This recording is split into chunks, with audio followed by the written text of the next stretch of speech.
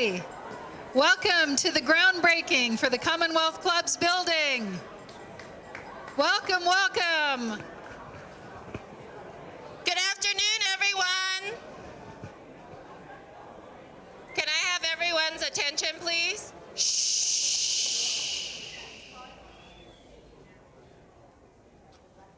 That always works. It's amazing. I learned that technique when I was watching my daughter and how the teachers command the room. So thank you, everyone, for coming this afternoon. My name is Anna Mok. I'm the proud chairwoman of the Commonwealth Club this year.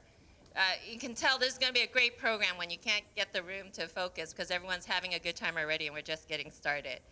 On behalf of our Board of Governors, welcome. This is wonderful to see so many friends and supporters join us this afternoon.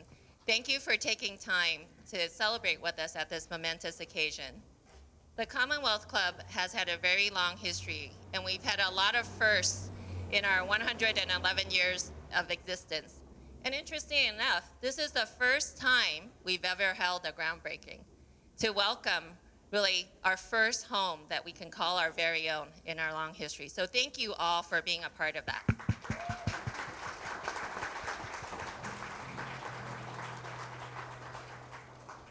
Society's need for quality human interaction and social interaction is greater than ever in spite of all the technology that's available to us. Our new club space is all about interactions. If you have a chance, look around the room and look at all the renderings of what this wonderful new club will be like. You see pictures of auditoriums that we will have.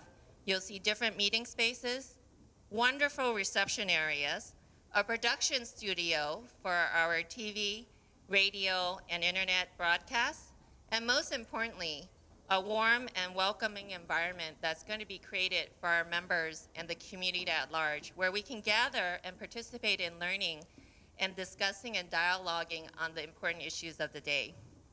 It is my pleasure to welcome the Honorable George Shultz. He and Charlotte Shultz are our honorary campaign chairs. They've been members of the club, very active members for a long, long time. We are so grateful for their wonderful and continued leadership in moving our campaign and this project forward. So, George?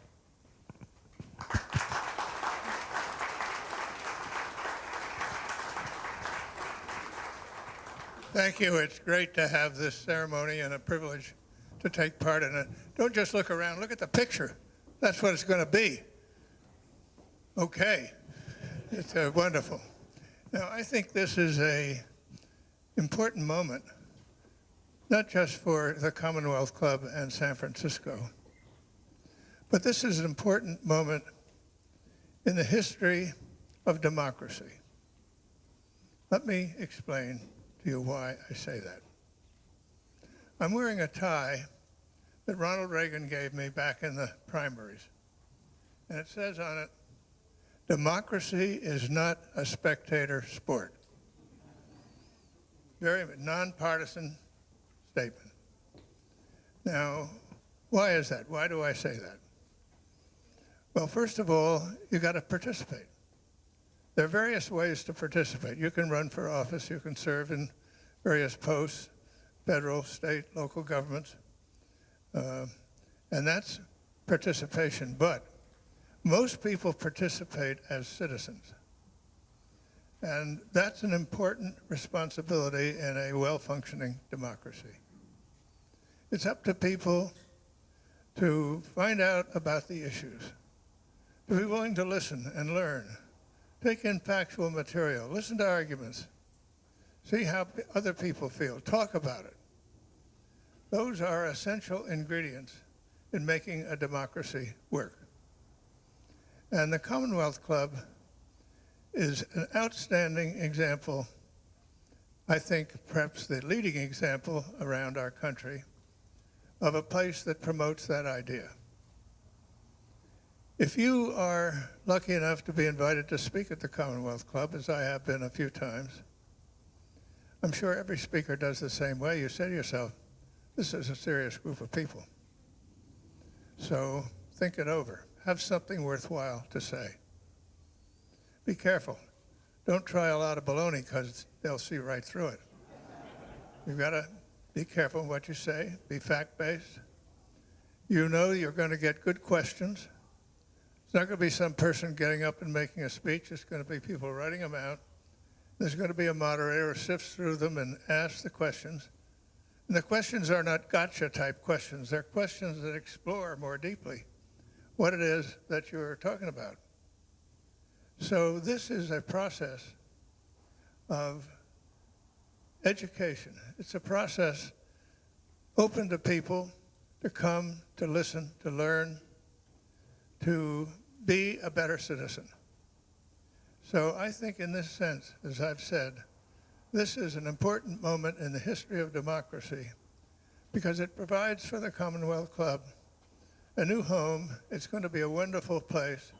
It's going to be conducive to people sitting around talking, to listening to prepared speeches and asking good questions. And of course, here at the Commonwealth Club, it isn't just the audience that's in front of you. We have the great radio network that it goes out to, so we reach millions of people all over the place.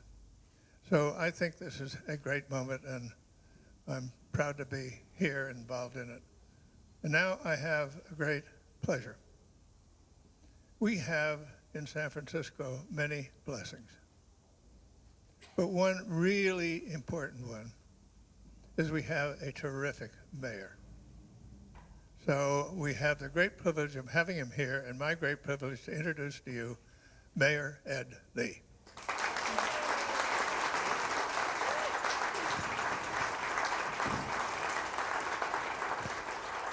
Thank you, Secretary Super Shultz. Informed debate, respectful debate, and informed discussion, that's been the hallmark of our Commonwealth Club for over 11 decades and more. And so I am actually very honored to join Secretary Shultz on this temporary stage to let you know how excited I am to do this groundbreaking for the new headquarters for our Commonwealth Club. And it's going to be better than question and answer period at the Board of Supervisors when we get this office built. But we know, and I agree wholeheartedly with what the Secretary has described, this is a very challenging time on the world global stage. And we do need more informed discussion about what is going on in the rest of the world. We have to. And for the innovation capital of the world of San Francisco, we want that.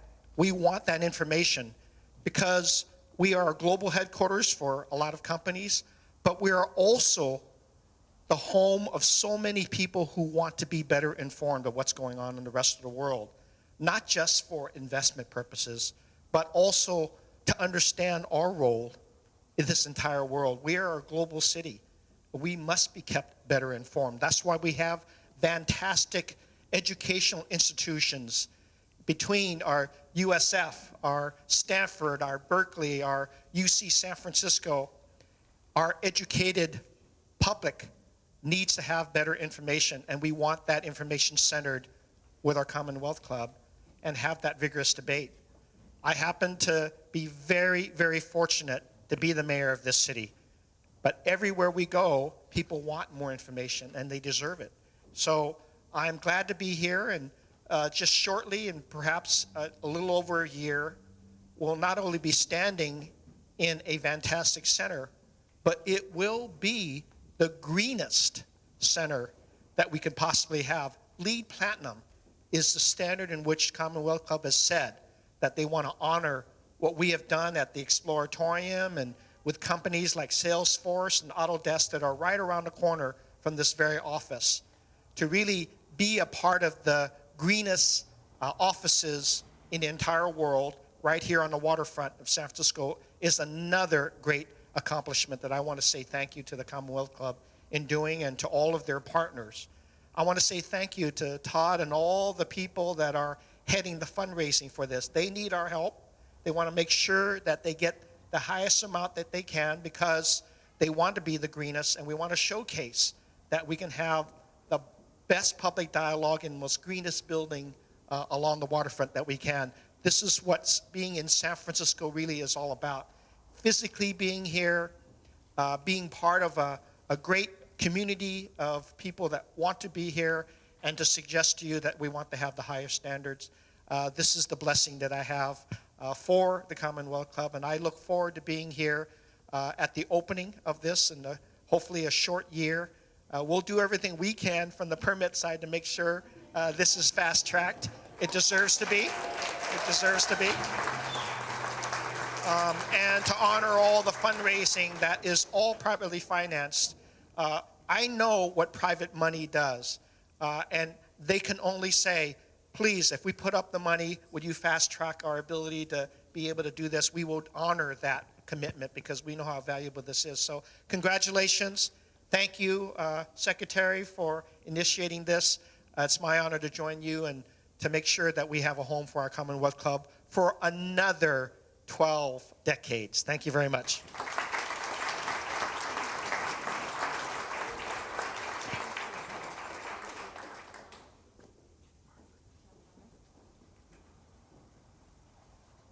I'm Maryles Casto, campaign cabinet chair and former board chair. I started working on this project with many of you in 2011. I am thrilled that we were able to purchase and bring the campaign to the point where we could purchase the building in 2012 and then gather the funds for their reconstruction and renovation. A special thank you to the Packard Foundation for helping us to make that early purchase of this site at a very favorable time in the market. Thank you to the Taube family for making this possible. Thank you to the many members of the club's building committee who worked so hard under the chairmanship of Joe Epstein and Richard Pevnica. On the shoulders of giants we stand.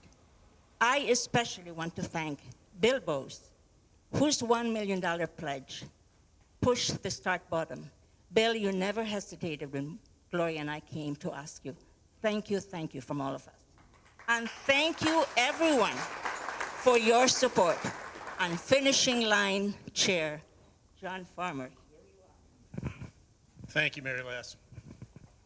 My name is John Farmer, and I have the honor of being vice chair of the Board of Governors of the Commonwealth Club, and also chair of the Finish Line Committee. Now, what does that mean? The Finish Line Committee is charged with completing the fundraising effort to complete this beautiful building. We currently have $16+ million committed to the project. The total cost of the project will be $25 million, so we've got another $8.5 million to raise. Maryles gave us a firm foundation to build upon to bring this project to completion. So we're 2/3 of the way there. I would like to thank our campaign counsel, Shaud Richards, who is, where is Shaud? Right back here. He's so modest. You want to hold your hand up again? So there. He is president of Netzel Grigsby, the fundraising consultants that we have had ever since the beginning. We also would like to thank Tad Taube, as Maryles mentioned, a member of the club's board, president of the Corette and Taube Foundation, the largest and very generous donor to this project. Please welcome Tad to tell us why he has believed it is so important that the Commonwealth Club complete this project. Tad Taube, please.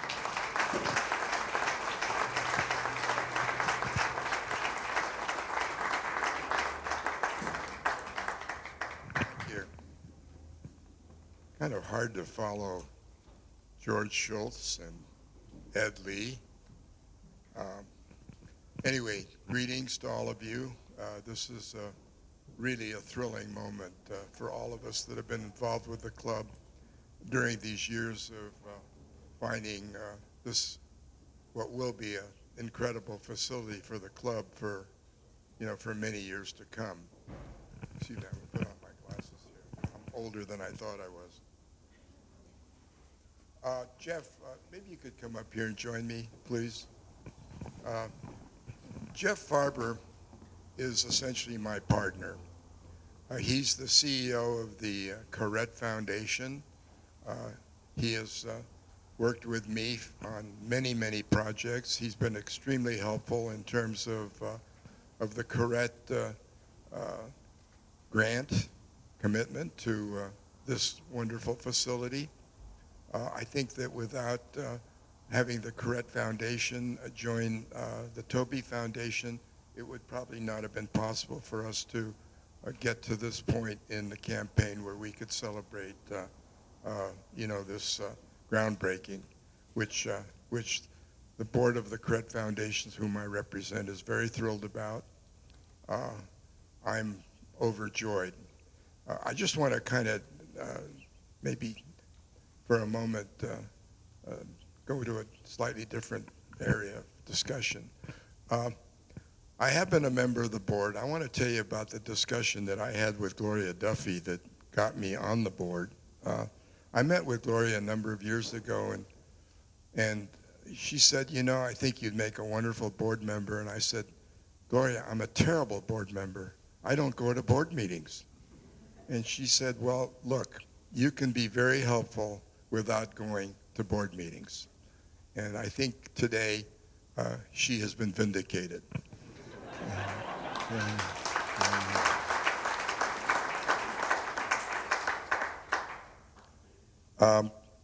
There are many, many people that made this project possible. The size of the gift is always important, but I think what's more important is the size of the gift in relation to the capabilities of the giver. And I think we sometimes forget that. Sometimes we forget that for certain people, the $500 gift is actually a more generous gesture than a $500,000 gift might be from somebody that is better endowed. We've been very fortunate to have large gifts, and we've been very fortunate to have small gifts.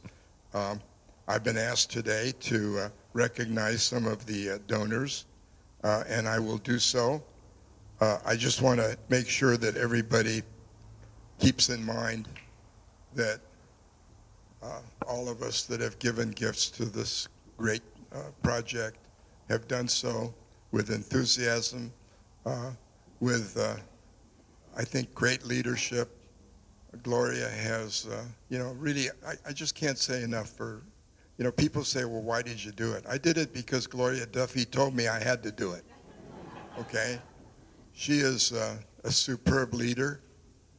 She has really been the heart and soul of this project. The rest of us, whether we're on the committee or whether we're donors, we're really part of the choir that she's orchestrating. So I want to just give special recognition. This project would not be here today were it not for Gloria Duffy.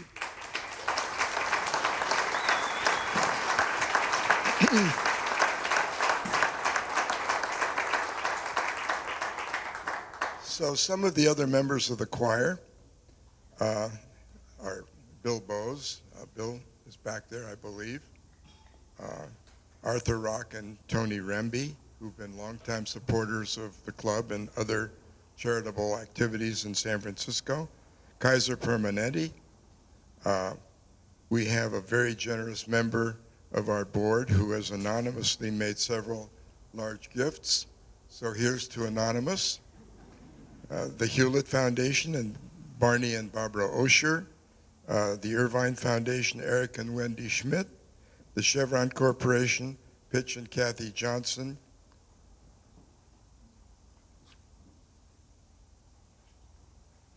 aren't I supposed to have an automatic page turner here? There, thanks, Jeff. The Bechtel Foundation, the Cowell Foundation. So we have a lot of people that have participated generously in supporting this extraordinary club. I just want to say one other thing about the club. Some of you that know me better than others probably are aware of my political inclinations, which tend to be slightly on the conservative side. What pains me as a conservative and as an American, however, is that the dialogue the political dialogue in our country has become, unfortunately, bitter, contentious, divisive. And one of the things that the club offers all of us is an opportunity for civilized dialogue in a world that really sorely needs it. So congratulations to all of us, particularly to the people that are involved directly with the Commonwealth Club, of course, Gloria, who I've already mentioned, and may God bless this wonderful project. Thank you.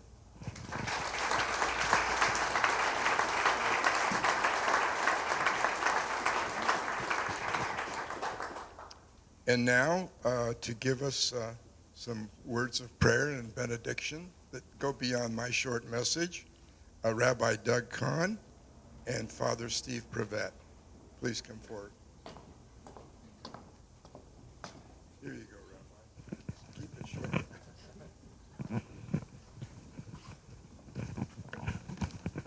It's an honor to participate in this wonderful event today. These and these are the words of the living God, but Jewish law follows the school of Hillel. This quote from the Talmud, the compendium of Jewish law and teachings codified in the 6th century, makes clear the importance of honoring minority and majority viewpoints, the value of civility, and the benefit for all of informed debate over the important issues affecting society. For 111 years, the Commonwealth Club has set the standard for honoring minority and majority viewpoints, has served as an exemplar of civil discourse on the defining public issues of the day at a time of growing polarization in our society, as an impartial illuminator of the complex issues from the most local to the global.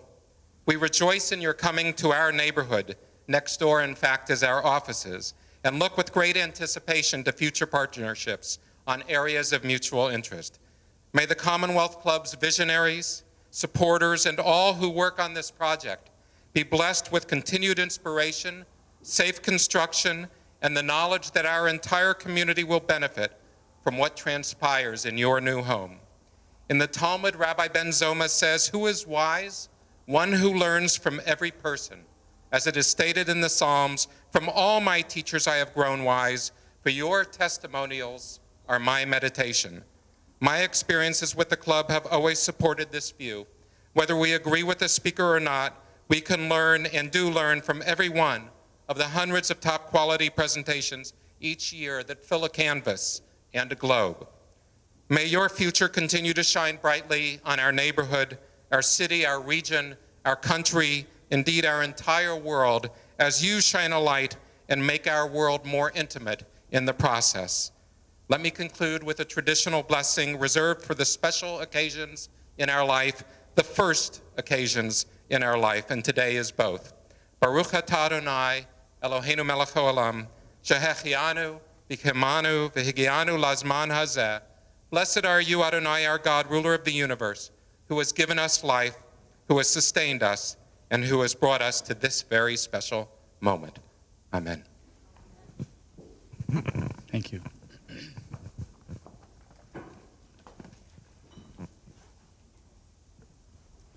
So, God of us all, we gather this afternoon to thank you for those benefactors whose generosity has made possible the construction of this center for the free exchange of ideas. Bless those who have designed and those who will construct this building, the architects, the contractors, the construction workers, electricians, landscapers, and project supervisors. Bless those who will come here in the timeless quest for knowledge, understanding, and wisdom. May the debates and impartial discussions of critical issues of our times energize the public will to dispel the darkness of disease, environmental degradation, poverty, hunger, violence, and all that threatens human life and dignity. We recall that truth is more than an abstraction or the conclusion to a tightly constructed syllogism or the outcome of a careful experiment. You are truth, love, beauty, and compassion. And those who abide in those qualities abide in you. Enlightened and empowered by your spirit of wisdom, may we both know and do the truth. May our minds always be open to the simplicity of wisdom. May we always value truth more than the pride of being right. May the attraction of cold facts never blind us to the heart of the matter. May we use all your gifts only to raise up those who are fallen and never to make little of your people. May the shared vision of a renewed and better world free us from all cynicism as we work together to fashion a more humane and just world for all. Amen.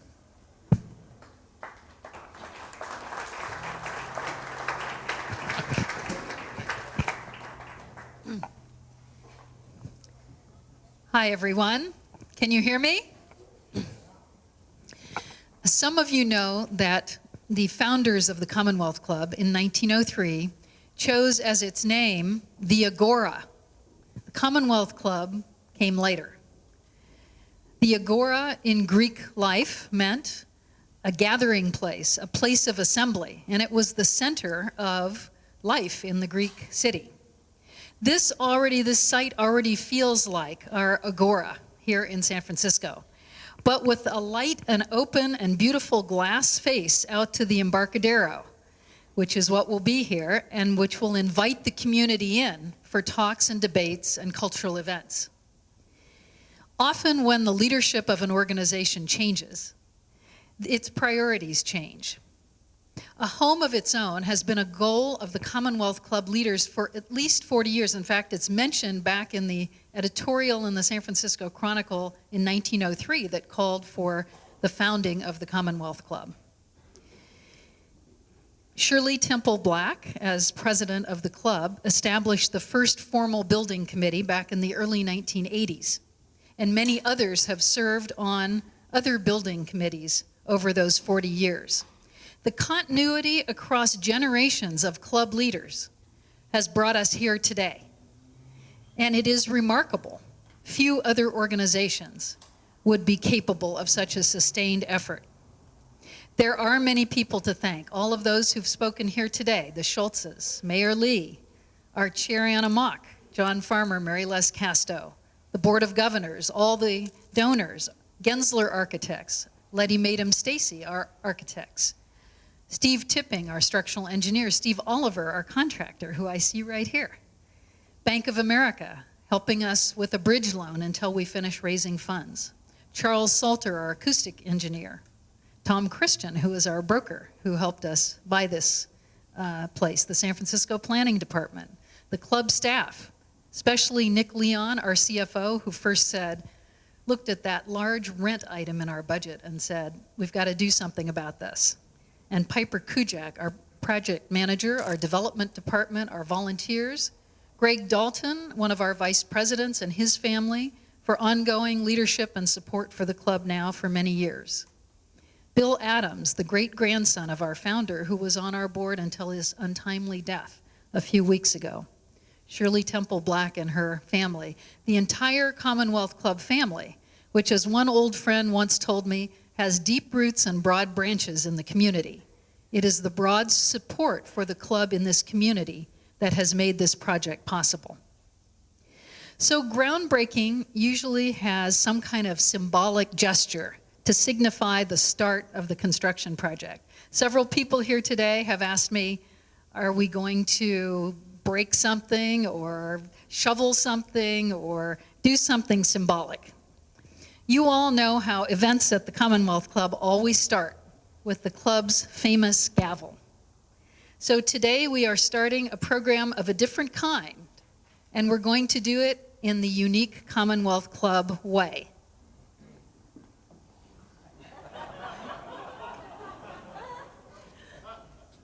I'm going to ask several people to join me to help me with this, representing the continuity of the generations that have brought this project to where it is. Charles Black Jr., who's here today, whose mother Shirley Temple Black recently passed away. Come on up. Rob Adams, whose great-great-grandfather, Edward F. Adams, founded the Commonwealth Club, and whose father served on the board until recently.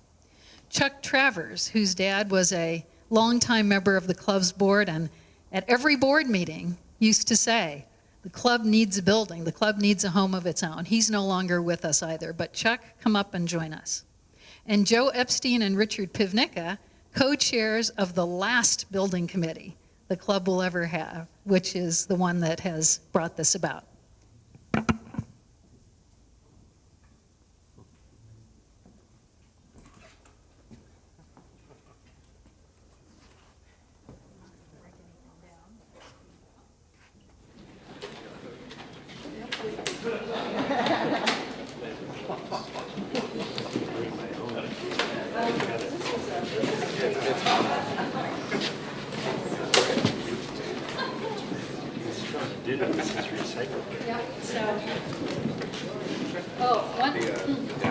One more. Nick Leon, our CFO. Come on up.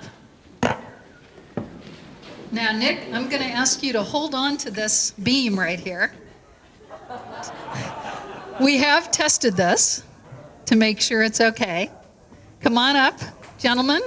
Come and join me. Nick?